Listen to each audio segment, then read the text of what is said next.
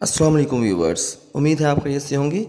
National command and operation centre یعنی NCOC نے بڑے زبردست فیصلے کیے ہیں، اور اگرچہ دیگر ٹاپکس پہ بھی انہوں نے فیصلے کیے ہیں، لیکن ہمارا آج کا جو ٹاپک ہے وہ PSL سے ریلیٹڈ ہے۔ PSL 6 کے حوالے سے بگ نیوز جو ہے وہ آپ کے ساتھ شیئر کر رہے ہیں۔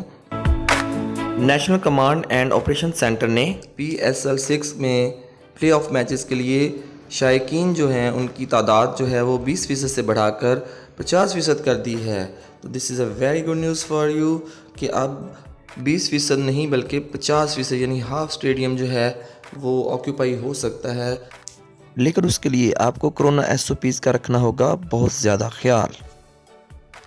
اس وقت آپ تمام 6 ٹیموں کے الیکٹریفائنگ میچز جو ہیں وہ دیکھ رہے ہیں، اور خوشی کی بات یہ ہے کہ اب کراچی میں 15,000 تماشائی جو ہیں وہ ایٹ اے ٹائم میچ دیکھ سکیں گے اسٹیڈیم کے اندر، اور اسی طرح جو لاہور ہے اس میں 11,000 جو ہیں وہ ایک ٹائم پہ میچ دیکھ سکیں گے۔